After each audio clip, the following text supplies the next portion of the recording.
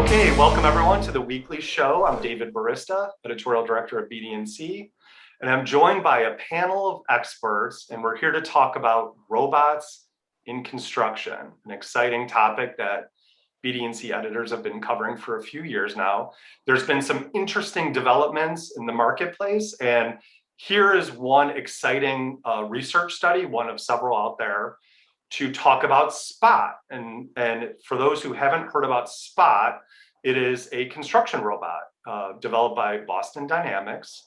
And here we have a research team and a consulting practice that have partnered to find out more about how Spot can be used on construction sites. So we have an expert panel of 5 folks. I'm going to ask Walid, maybe you could start us off and just quickly introduce yourself.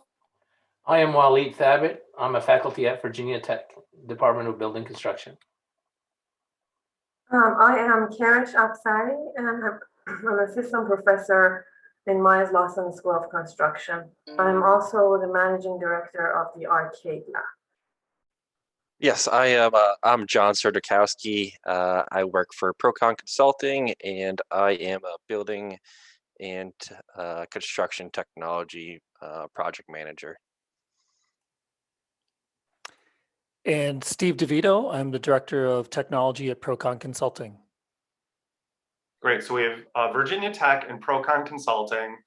Thank you all for joining us today. And if anyone wants to take the lead on defining Spot, please go ahead. I think there's quite a few people maybe watching this video segment that have seen Spot walk around, but don't really understand the full sort of impact of robotics, fully autonomous robots on a construction job site. Could someone kind of quickly define or explain what Spot is? Well, Spot is a 4-legged robot. It is developed by Boston Dynamics. It is a general purpose robot, and we are exploring it for construction. It has a very robust control system, and it has 5 cameras around it where it can basically see and navigate through the spaces. It has sensors and motors in the legs, and it's a really good example of a mobile robot, especially for construction, because construction sites are not designed for wheeled robots, designed for human with legs. And legged robots, in that sense, they can traverse different terrain.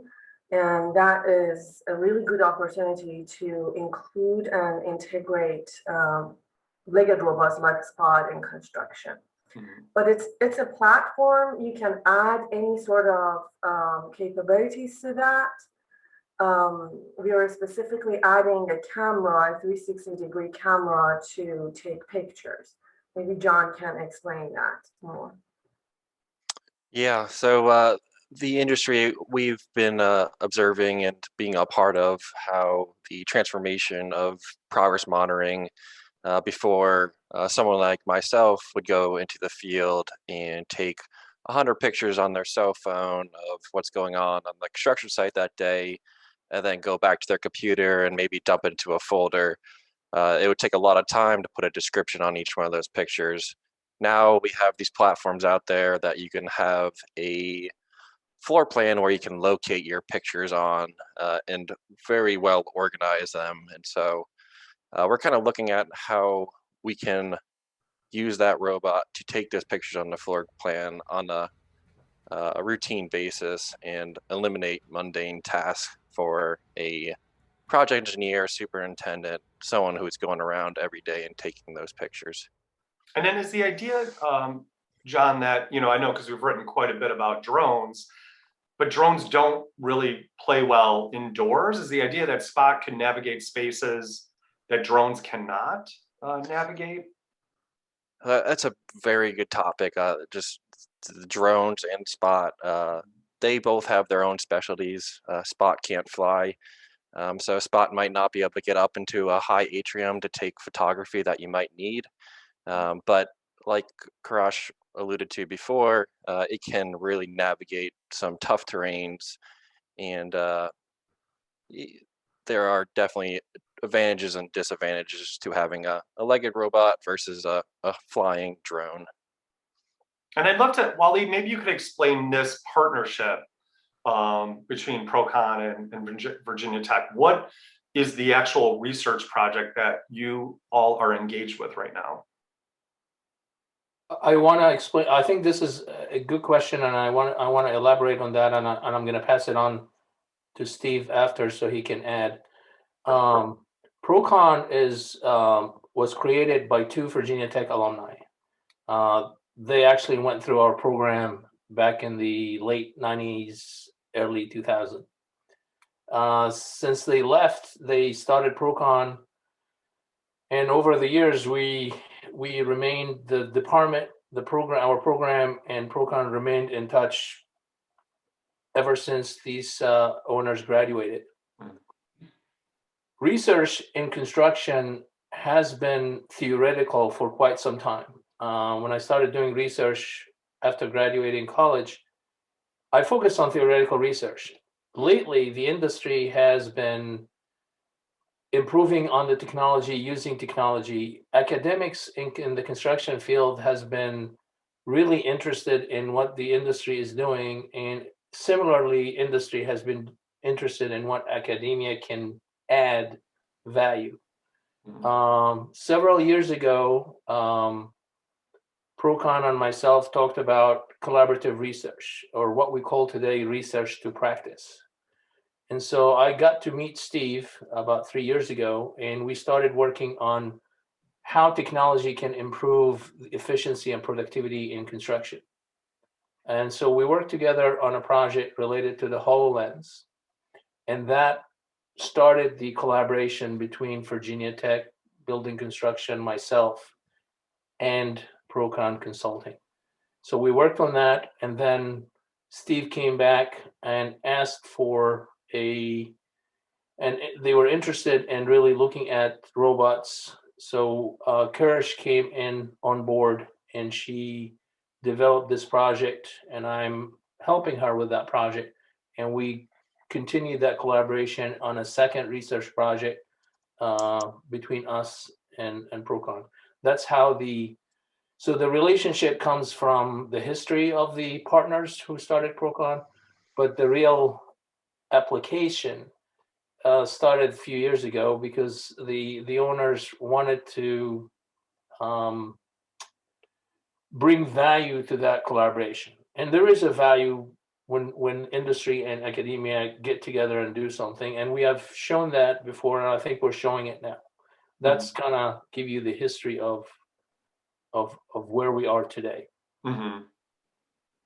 And then Walid, I'm wondering, you mentioned the value of this relationship of academia plus in practice. Can you outline that just briefly? Because we do quite a bit of reporting on, AEC firms that are kind of doing their own in-house, pet research projects. I know R&D is a growing area for just within the AEC firms themselves.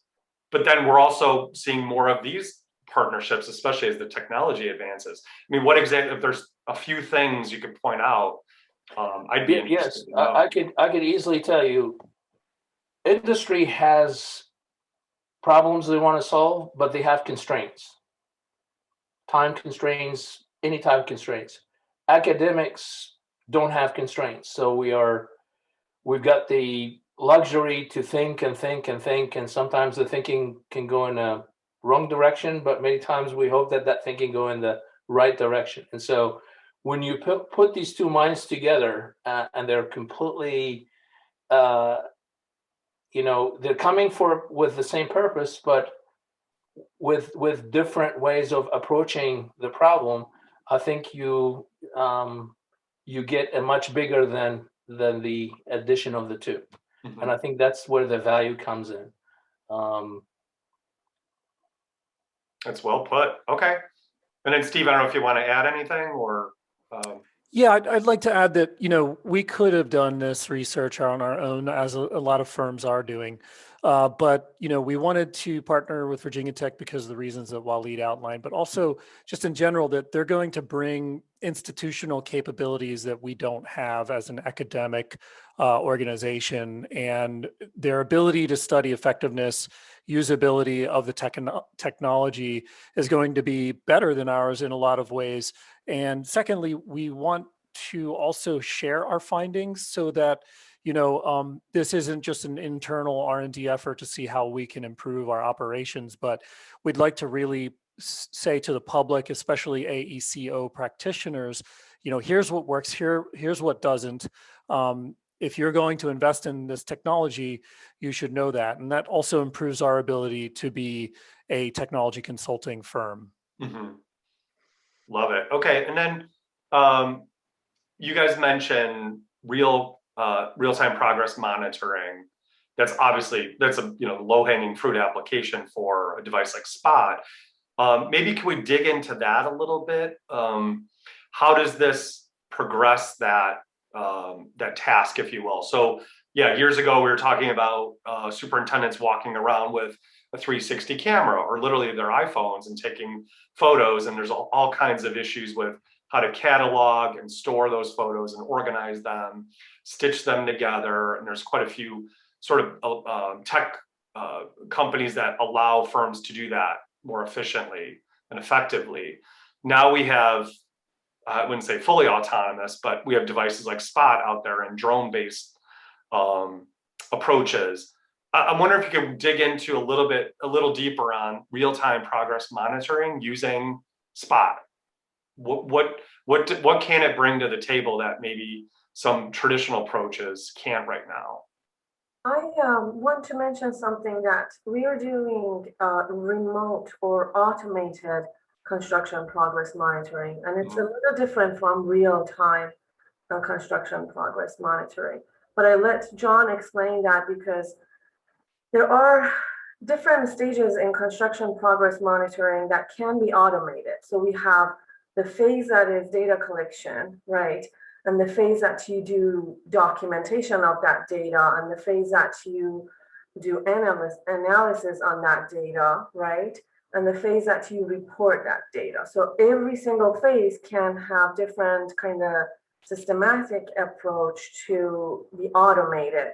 For this project specifically, we are looking in data acquisition stage, where we use robots instead of sending human over and over again, repetitively every week to the job site to just collect some data. What if we send a legged robot to collect that data? So that's basically that phase that we are specifically looking at. And John has the expertise in construction progress monitoring. So I hand over to him. Yeah. So I guess we're looking at this Spot as a sort of a replacement for someone like me on a construction site, but I really don't want to say a replacement. It's really a tool that's going to supplement the workers on a construction site. And as far as like what we do with the data after we collect it, there are, like you said, there's so many tools coming out there. It's really interesting with all this photogrammetry science that is being developed. What can we do with the data? But we're really looking at Spot on how can we collect the data, how can we do it safely, and can we do it, period. And so that is the focus around this, but we are also very excited for the future about looking at that photogrammetry science. What do you do with after you collect the data? But yeah. And then wondering, so the idea is that you program a series of routes that this robot, and timed, obviously, it goes out certain times of the day, and it just repeats this on a daily basis. Is that how it's going to work in the field, Steve and John? It would be, yes, there would be some interval that we program in. It would be mapped to the planned, the schedule values or what the sequence of installation of work should be. So sometime, we might not send it on the third floor if work isn't going to start on the third floor this month. So And it also depends on the rate of progress that's planned. So we might do it weekly, we might do it daily, we might do it monthly. But the idea is that it would be programmed to walk the same space and take pictures from the same location on a set interval, so that we can really evaluate progress. And it can also inform and bring transparency to the job site where, there's no more guesswork, or there's no more dependency on written reports, or, just communication from a project manager on site that, yes, we're ready to pour the concrete, or yes, we're ready to install, pipe work or not. A lot of that questioning about where is the job today goes away if we can sort of automate and make that a consistent evaluation and so forth. Mm-hmm. One of the things that we do, currently we are working on 3 construction sites on VT campus. And these are live, active construction sites that VT Capital Construction, they gave us access to basically do experiments with the spot. So that's exactly what you mentioned. So the first time that we go to the job site, we record a path that would, like, a human operator would go and like take pictures, like waypoint to waypoint, right? And then that path is going to be recorded and saved in Spot. And then later, we use the same route over and over again to take pictures on the same waypoints. Like I said, ideally, we want to record that path once and then redo it multiple times. But in our experiments, we have seen that because construction is a changing and dynamic environment, that doesn't happen all the time.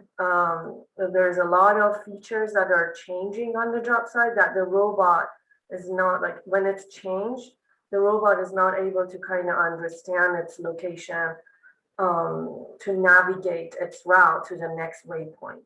So these are really interesting findings that we are coming up with. It is interesting, and I'd love to talk about some of those findings around, job site safety, how you protect Spot, how you protect the workers on the job site. I bet quite a few of the subcontractors, if they're not initiated, would be quite surprised to see a robot dog walking around. I wonder if you guys could kind of dig into some of the, the risks, best practices, lessons learned, things they should be aware of if they want to move into, prototyping or testing Spot on their job site. I think that's a really good point you mentioned. So at the beginning, we had no idea how, a legged robot can be integrated with the job site. So there is like a really good safety document that Boston Dynamic has developed, but when it comes to the construction site, every single person, they need to kind of develop their own operating procedure that is aligned with construction environments, right? So it was interesting at the beginning, the reaction that you get from the people to the safety hazard that it can create, like Spot can create for people around it, or people can create for Spot.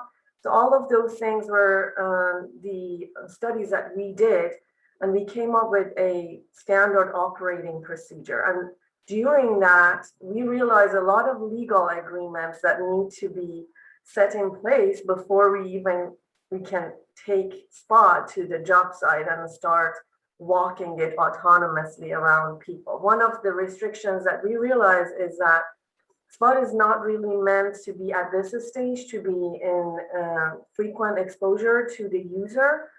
So we're not allowed to use a Spot when construction workers are on the job site. So we are always go there either towards the end of the day or during the lunch break, so that there is no human worker around it. Or if it is someone there, they are supposed to know the safety rule of being close to Spot, because you are not supposed to be in close proximity to Spot. You need to have minimum 6.5 feet distance from that. And that's not social distancing, it's safety measures. And when it comes to safety, and I want John to mention that, we started looking at OSHA regulations, and we realized that we don't actually have any guideline in terms of using legged robots on job sites. John, would you like to comment on that? Yeah, no, it's I started my career as in the general contracting industry, and so safety first every time you go onto a construction site. And when you're on a construction site, the number one first thing you look at is OSHA and their safety standards. And when you comb through the OSHA documentation right now, you might be able to find some documentation on manufacturing armed robots, but to have a mobile autonomous robot, I have not really found anything in OSHA to really put standards for using it on a construction site. So maybe the closest piece of machinery that we can relate on a construction site right now might be like a trench roller or like a sheep's foot compactor. It is a remote controlled object, but it's not working autonomously yet. So that autonomous factor is definitely something OSHA will need to be looking at soon. Mm-hmm. Yeah, it's interesting. And what about any hiccups with actually modifying the robot itself with cameras, devices, and anything like that? Or is it pretty seamless of a process for you guys to arm it with what you need or program it? Dave, let me add. I wanted to add one thing to John and Keresh's discussion. Is that the construction industry is not new to robots, because we have been maybe past 5-6 years have been using stationary robots to place bricks and carry stuff, and a lot of big companies are testing those, and they have proven to be effective. I think what's happening here with putting something like Spot in the field, because it's four-legged, so it's moving kind of, its space is probably very similar to the human space. And so that's what's making the construction industry still not ready. I think when we place the robot in the field testing it, it's really like the Keresh said, it's sharing the space with the field worker. And we don't have the policies, procedures, and standards that would govern how we operate something like that in that space. Mm-hmm. And that's where the issue of the hazards and the safety issues that comes with this operation of a robot like that is very new. And I think that's a huge area that needs to be addressed and need to be studied and need to be developed as we are looking at how a technology like this could assist and improve and add to the value to our work in the field. So I think that's a big thing. It's a different type of robot from its mobility perspective, and I think there needs to be work done to investigate and develop those requirements for safety. Yeah. Have you guys, Walid, looked at what certain hospitals are doing? I'm seeing we've written about more of those autonomous delivery robots. Now they're not four-legged; they are on wheels, but they are autonomous in the sense they navigate many different floors. They could go inside elevators, and they sort of interact with hospital staff in a sense that they're crossing paths. I mean, are there other, sort of similar applications that you guys are going to look at, or are you just going to stick with four-legged on a construction site? It is a different beast. Yes, construction sites are very messy, and there's many variables, unlike perhaps a hospital, which isn't messy, as messy. Are you looking at other sort of building applications like robots in a hospital, for instance? I was just when COVID started back in March of last year, I was visiting someone at UC Health in Denver, and he was showing me one of their facilities. And as we were walking, here comes the delivery robot robot going from the pharmacy, delivering a tray full of different bags of medicine to different places in the hospital. That was actually my first interaction with a hospital robot. Your question is, are we looking at different robots? I'm sure we will be. I know Keresh has a bunch of little mini robots in her lab that she's experimenting with. Um, I think we always wait until see what the technology coming up, but I think with those four-legged robots that I think will have a huge potential in our construction industry. I think, in my perspective, the one thing that needs to be explored is how can I get this potentially a very effective, helpful robot, but hazardous? How can I get them 100% in the field without a human spotter or a human person that is monitoring that robot? Because until you detach and make that robot fully self-serving, we're not going to get all the benefits that we have listed for you across this interview. We need to work on that part. We need to get that 100%. You can let that robot move around without you worrying about hurting somebody or running into something or damaging a new construction glass panel or so. We need to perfect that. I will just add that I think in terms of your question regarding robots in a hospital, it makes me think of it's another life cycle phase of this building, right? Right now we're looking at the construction phase. During the design phase, we can use robots, and then operations. And so, I think our interest, Procon, in partnering with Virginia Tech is in all the life cycle phases of the buildings. And operations could introduce opportunities to explore robotics or automation and other technologies to improve the life cycle. So we haven't explicitly talked about that in terms of looking at those applications that you mentioned, but we are interested. I think the thesis that Procon has is that there is inherent opportunities to improve the flow of information and through the life cycle of these buildings, and therefore achieve savings and avoid cost. Right now, our application of robotics is around that. We're gathering information during construction, but I just wanted to put it into context in terms of what we're thinking.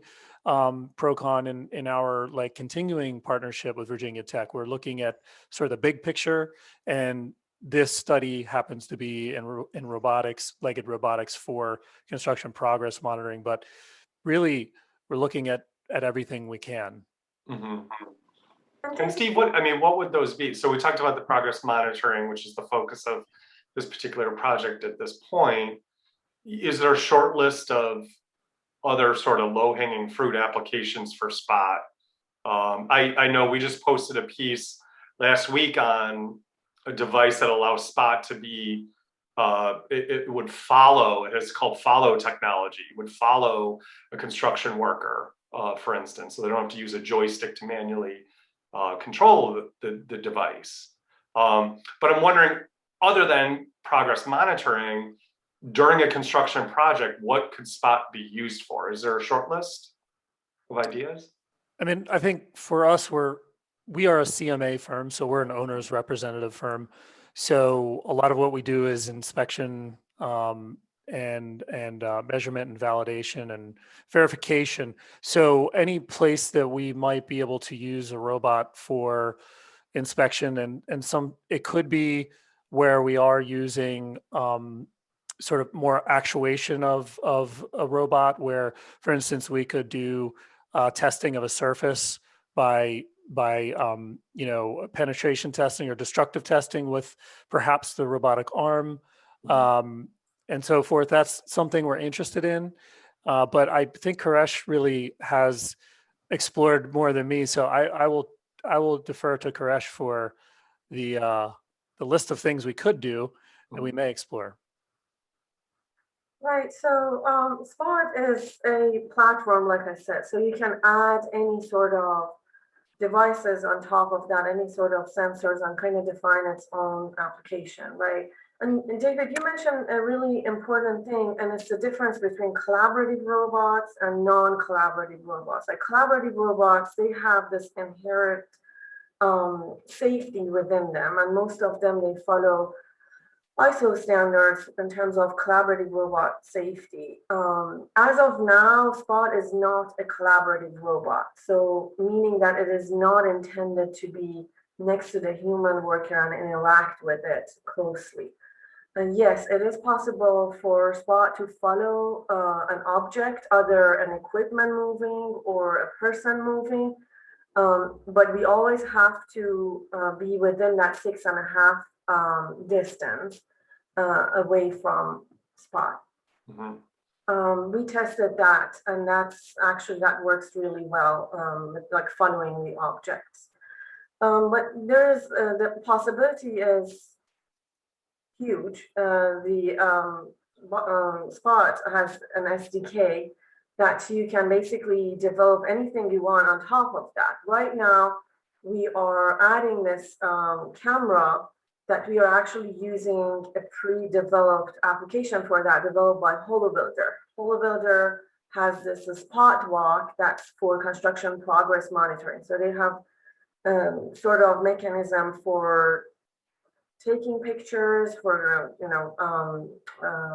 reporting and storing the mission of a spot and also the waypoint. So that is one of the things that we are doing. But moving forward, there is, I have studied collaborative robots and industrial robots. Like Steve mentioned, we are trying to kind of combine those. And also another question is that what if we have multiple robots that they want to work together on the job site, right? So there is a lot of possibilities in that term. Dave, let me go back to your question about the hospital. And you mentioned delivery of, but as Steve was thinking, I'm thinking facility management, operation and maintenance. This is a huge area that it's not just hospitals, but large facilities is going to benefit from robots, and four-legged robots certainly would be there. Imagine you have a leak in a hospital. Imagine you have an emergency. Imagine you do daily operation and maintenance to try to collect information from the field, determine if there's a leak from a pump or a pipe. Robots of this nature can go into these environments immediately without having to send a human where they have to prepare and put their suit on and all that, and get them into these hazardous conditions. So when you think about the life phase of a project, design, construction, operation and maintenance, design and construction is a very small period of time in the life of this project. And so certainly, if you're looking for a list of what Spot can do, that list is going to be a really big list when you zoom in on operation and maintenance of a facility. And there's a lot of talking today of technology because the creation of BIM, and BIM has created this bridge between all the players. And so now all the players are talking more. Owners are talking to builders and designers. And when we see a technology like Spot, I think there's a lot of opportunity, not just during construction, but during facility operation and maintenance. And Procon being a owner representative, they just don't represent owners during just the design and construction, but they're involved with owners during facility management. And so we're hoping that our horizon with industry and with Procon and others, our horizon is big. And when we see technology like this, we think there's a lot of opportunities. But I think our list of what we could do with Spot is very big when we think about operations and maintenance. Well, it's going to be fascinating to see what comes out of this research. Obviously, you guys have a great start to this project, and I really appreciate everyone's time. Walid, Keresh, Steve, John, thank you for your time, and we'll check back with you maybe in 6 months to see how things are going, and maybe you'll have some more lessons and best practices for our viewers. So thank you, everyone. Thank you for Thank you.